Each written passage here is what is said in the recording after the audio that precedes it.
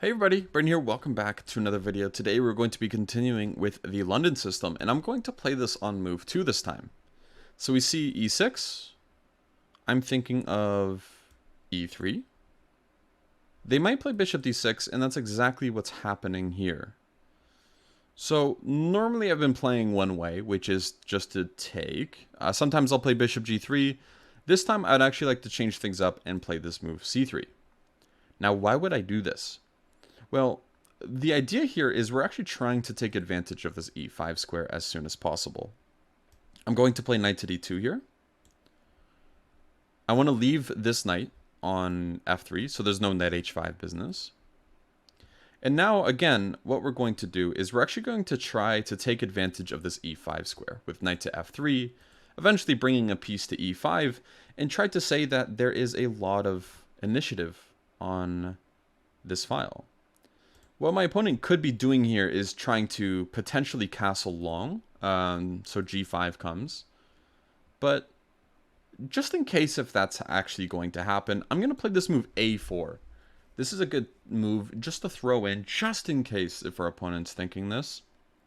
I could also throw in a5 here, but with a6, I'm not sure. Let's go queen e2. This continues.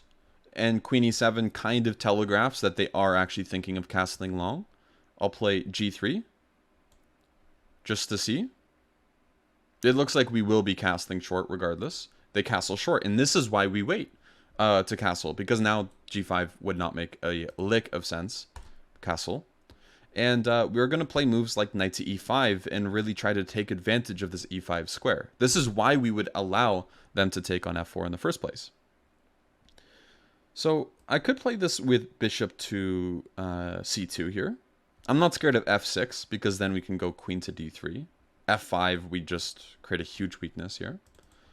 And that is something I'm a bit of a fan of. Let's go bishop c2. It's a very, very direct threat, but it's not a comfortable one to do with. And look at that. We didn't even have to really wait around too much for them to make this mistake. Now, let's actually target this e6 pawn. This is the weakness in the position, and this is exactly how we're going to win the game. So the thing is, we always have f3, whereas they don't have the move f6. So if we can somehow trade off our bishop for one of their knights, and then we trade off...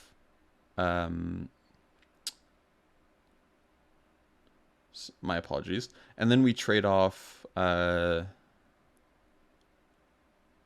of our knights for their last knight, then it's a good bishop versus a bad knight. So what our dream scenario is having these two pieces against each other. So we could go bishop to a4, trying to take. It is a bit of an obvious threat, so I'm just going to continue developing instead with this move knight c5. Instead. And the idea of knight c5 is this bishop's going to be hit. And that looks like we're actually going to get that scenario here. Look at this. So knight c5, the bishop was hit, and now we can play this move, bishop to a4. And the problem is, they actually can't do anything about this move, funnily enough. If they try to do anything about this, then they lose the rook behind it. So we're actually just going to be creating another weakness, and then we're going to be exploiting not only the e5 square, but the c5 square as well. And this is an overwhelmingly winning position now. So takes. And unfortunately, I think they've blundered. Can you spot the blunder here? Okay, so the blunder is they allowed knight e5. They no longer have queen f6. g5 is actually defended. g4 is defended by the knight. Queen h5 is not possible, and queen f7 is not possible. Their queen is actually trapped already here. So all we have to do is just wait for them to realize it. Likely we're going to see a resignation. We may not. I'm not sure. But this is an overwhelmingly winning position. After we take the queen, we'll take the a6 pawn. We no longer have to worry too much about just getting some sort of equal position with better pieces. We're just going to be going for the material because we already have a ton of it. We're going to take this pawn and start pushing the a pawn. And that will be a easy enough winning plan. And the game is over. Look at that. So we didn't really do anything too crazy here. All we did was we took advantage of one or two squares, and the position kind of played itself. Our opponent was not keeping these things in mind, and because they weren't, they ran into a lot of trouble. So let's analyze it just a little bit here. So yeah, this e3, bishop d6, and like c3 or even knight f3 idea is quite interesting. I'm a little bit less of a fan of knight f3 because sometimes you see knight f6 to h5 to try to kick this bishop or force it into trading. But yeah, playing something like this where they take on f4, they have a reasonable position still, but they do have to be mindful of this clamp we get over this e5 square. And I would say the biggest mistake they made here, there's two of them. One is they should be going for c5 to isolate our d-pawn. So for example, something like knight bd7, knight f3, and c5 looks quite reasonable to me. If they can somehow, again force an exchange like this, I think that they could be a little bit happy with that, right? Trying to target these pawns. Of course, we still have a great position here, so even that's not working that well. But knight c6 really kind of gives them too many difficulties that they didn't really need to do for themselves. Because, well, having the c pawn able to be pushed forward is actually pretty important. So knight gf3, bishop d7, and a4 I thought was a good move to throw in. And the reason why is if we castle, I can see something like queen e7 and then a4 now, and then g5 or something being played. This isn't a good move, mind you, but it is something that will shake the position up a lot. Now they're going to be castling long, and we're going to have to deal with a little bit of an attack against our king. Something like this, where they castle, play something like rook to g8, and all of a sudden, even though we're up a pawn, the engine's kind of like teetering towards like equality even now, as you can see. And this is not something we want. If it's an equal position and we are up a pawn, that means black has full compensation for the pawn. Now it's going back up, but you get the point. Is like you can see a lot of attacks coming with rook to g8. Both rooks are on open files against our king.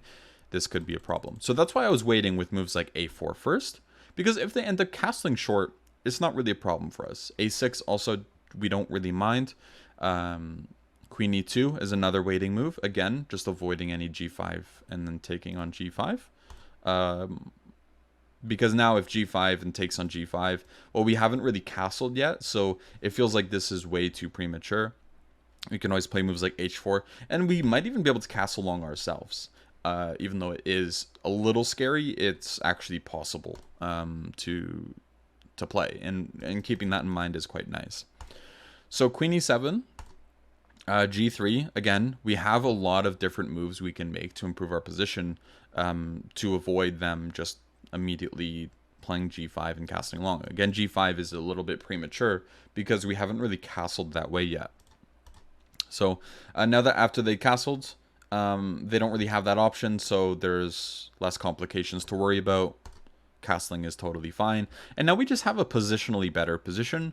e5 is actually a considerable weakness, despite them even having the ability to play f6. And they have this bishop on d7, which is just really not doing much. And this is actually highlighted in quite a few London system runs that we've already done, where it's just a light square bishop versus a dark, two light square bishops, my apologies, against each other. And when white has the light square bishop in the London, usually it's a good piece. If black does, it's a bad one. And it's quite emblematic here of the position where we just got a pretty comfortable win. f5 is going to be a it's hard to even say this is a decisive mistake when the position's already pretty rough. But this makes things a lot easier for us. We have a square that is not able to be covered by a pawn at all anymore, and we can either bring a piece to it immediately and start playing against it, or we can do what I did, which is rook fe1, queen f6, and then this a5 move, a bit of a tricky one, with the idea of playing bishop to a4 and taking. I wasn't really sure if I should play it immediately, and after rook a8, ae8, I wasn't going to. And the reason why is because after bishop to a4, if they play something like knight to b8 and we trade, this is still fine for us. But now they have an equal amount of fighters over this e5 square for at least the minor pieces. There's still an advantage here because they have a weakness still that we don't have. But it felt unnecessary, right? A dream scenario is if we can just trade off these pieces. And that's actually why I ended up going for knight b3. If we can play knight c5, kick this bishop back, and then play bishop a4, we can trade the bishop for the knight in the attempt to fight more for this e5 square. Because even though this e6 pawn is weak, it's something that can be defended, right? Whereas this e5 square, if we can just get a piece there and it can't really be contested, that is likely to be even more decisive and give us even more chances for some sort of attack. So, yeah, keeping in mind that sometimes it's not the pawn that's the big weakness, it's actually the square in front of it.